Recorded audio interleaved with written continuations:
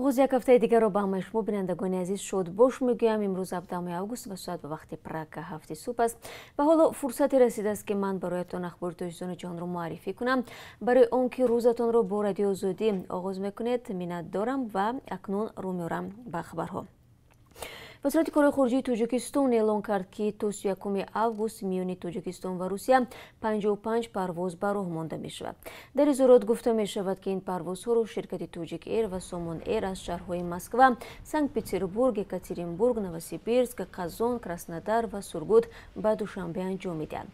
همه روزه از شهرهای مختلف روسیه به تاجیکستان از 3 تا 4 پرواز صورت خواهد گرفت. با گفته این منبع مسافران اساساً از گروه آسیب‌پذیر شهروندان به این پروازها راه می‌یابند که از جانب سفارت و کنسولگری‌های گنرالی تاجیکستان در روسیه نام‌نویس می‌شوند. در این صورت تاکید می‌شود که شهروندان پیش از بازگشت با خود باید معلوماتنامه درباره نداشتن بیماری کرونا ویروس را بگیرند و این معلوماتنامه هم تا 4 روز یعنی 96 ساعت پیش از بازگشت گرفته شده باشد. کودکان تا 3 ساله به چنین معلوماتنامه نیاز ندارند. در این صورت افرادی که از خارج برمیگردند کارانتین نمی‌شوند. یادآور می‌گردم تاجیکستان از آخر ماه مارت به خاطر جلوگیری از کرونا ویروس پروازها را به خارج قطع کرد. تا حال تنها طریق پروازهای چارتری و به طور محدود شهروندان را از خارج به وطن برمیگردانند. دیروز در بلاروس در رابطه با انتخابات بحث برانگیز پرزیدنت این کشور دو گردهمایی دایر گردید. در یکی طرفداران پرزیدنت کنونی الکساندر لوکاشنکو و در دیگری مخالفین جمع شدند. همکارم اسکندر خواجه میرزاده موضوع را ادامه میدهد. روز یکشنبه زمانی که ده‌ها هزار نفر در بزرگترین گردهمایی اعتراضی بر ضد پیروزی الکساندر لوکاشنکو در انتخابات پرزیدنتی این کشور اشتراک داشتند، روسیه به او وعده داد که در حال ضرورت به تقدیم کمک نظامی آماده است. صرف نظر از مرگ 2 نفر در اعتراضهای روزهای گذشته، 16 آگوست در مینسک ده‌ها هزار نفر جمع شدند. مخالفین قبول ندارند که لوکاشنکو در انتخابات 9 آگوست پیروز شده است، زیرا به گفته آنها در آوازدهی تقلب جای داشت و لوکاشنکو از پشتیبانی مردمی بهره‌مند نیست. لوکاشنکو با اشاره به نتیجه گیری رسمی اصرار می‌ورزد که بیش از 80% آوازدهندگان از او طرفداری کردند. روز 16 آگوست کرمل تاکید کرد که حاضر است برای حمایت بلاروس از تهدیدهای خارجی به مینسک کمک نظامی رساند. کرمل نگفت که این چی تهدید است، ولی لوکاشنکو به جمع طرفدارانش در این باره تفصیلات بیشتر داد. او گفت تانک‌ها و هواپیماهای ناتو در مسافه 15 دقیقه از مرز ما قرار دارند. این بیهوده نیست. نیروها و تانک‌های ناتو به در ما نظر انداختند. تجمع نیروها در مرز غربی کشورمان آشکار شده است. لیتوا، لاتویا و پولشا و متاسفانه برادران اوکراینی ما به ویژه رهبرانش به ما میگویند که از نو انتخابات گذرانیم. سخنگوی ناتو تجمع نیروها در مرز با بلاروس را تصدیق نکرد. او علاوه کرد که ناتو تحولات اخیر بلاروس را پیگیری دارد. آخر هفته گذشته داوطلب کرسی پرزیدنتی در انتخابات 9 آگوست سویتلانا تیخانووسکایا طرفدارانش را به راهپیمایی آزادی در تاریخ 16 آگوست دعوت کرد. خبرنگار ریترز تخمین کرده است که در راهپیمایی مخالفین نزدیک 200,000 نفر و در گردهمایی طرفداران لوکاشنکو 5,000 کس اشتراک داشتند. ولی وزارت امور داخلی بلاروس ابراز داشته است که در گردهمایی طرفداران لوکاشنکو تا 65,000 نفر حضور داشت. شما навиди бомдодии ро тамошо доред. ҳизби аграрии тоҷикистон рустам латифзода раҳбари ин ҳизбро рӯзи 15 август номзад ба мақоми президентӣ пешниҳод кард. дар анҷумани ҳаштуми ин ҳизб ки ба хотири ширкат дар интихоботи президентӣ дар 11 октябр баргузор шуд 120 вакил иштирок доштанд. коршиносон пешниҳоди рустам латифзодаро намоишӣ медонанд ва бар ин боваранд ки номзади ҳизби аграрии тоҷикистон аз хати кашидаи ҳукумат берун нахоҳад рафт. масъулони حزب میگویند رقابتشان در انتخابات جدی می باشد. لطیفزاده تامین امنیت دولتی، تحکیم مرزها و بهبودی سطح زندگی شهروندان را از موضوع محوری خود همچون نامزد به مقام پرزیدنت تاجیکستان عنوان کرد.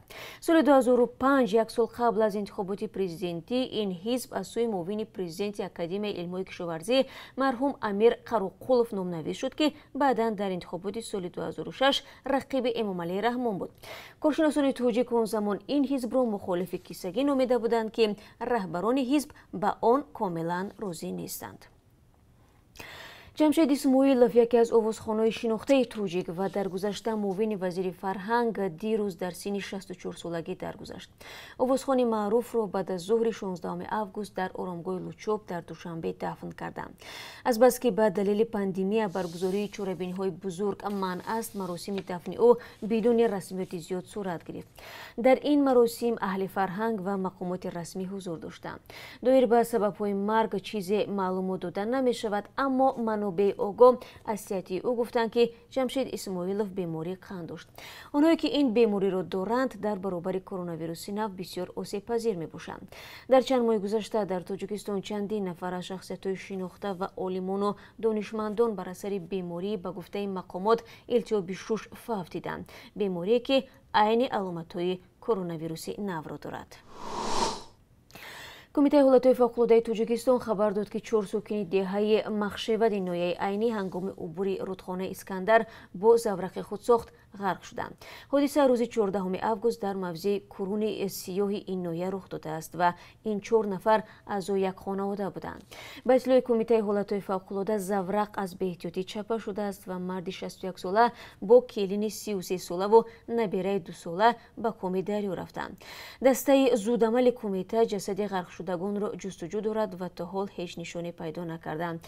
به اطلاع رسمی در نیم سال گذشته 34 نفر در دریا و کلهای کشور غرق شدند که بیشتری آنها از 17 تا 35 سال داشتند. خبرگزاری قزاقستان 16 август در باره مرگ آیسلطان نظربایف نبیره پرزیدنت پیشین این کشور نورسلطان نظربایف خبر دادند. بنا به معلومات پیشکی قلبش از تپش باز مانده است و جزئیات دیگری حادثه فعلا معلوم نیست، نوشتند رسانه‌های محلی قزاقستان. دریغه نظربایف و دختر نورسلطان نظربایف و مادر آیسلطان نیز مرگ پسرش را تصدیق کرد. خبرگزاری کاستاگ با استناد به چند منبع خبر داد که مراسم دفن نبیره نظربایف 17 август در شهر الماتو برگزار می شود. آیسلطان نظربایف پسری دریغه نظربایف و راحت علیف است. او اکادمیای نظامی شویگری بریتانیا را ختم کرده برای ریاست جاسوسی وزارت مدافع قزاقستان به کار قبول شده بود. نبیره پرزیدنت پیشین قزاقستان در رسالت فیسبوکیش دائمی گفت در باره فسادکاری های میان حکومت‌های روسیه و قزاقستان اطلاع دارد. نزدیکان روحانی و چهره‌های شناخته جنگ داخلی تاجیکستان سید قیام‌الدین غازی که سال گذشته در آشوب در زندان شهر وحدت کشته شد میگویند مقامات انتظامی یک بار 3 پسر او را دستگیر کردند. به قول نزدیکان سید محمد 44 ساله روز 17 ایول، سید حسن 33 ساله و سید محمد 25 ساله روز 19 ایول امسال بازداشت شدند. 2 پسر دیگر خانواده سید حسین غازی و سید یحیی غازی را پس از یک هفته بازپرسی رها کردند. تلاش‌های رادیو آزادی برای معلوم کردن اتهام‌ها به ضد پسران سید قیام‌الدین غازی تا این دم نتیجه نداد.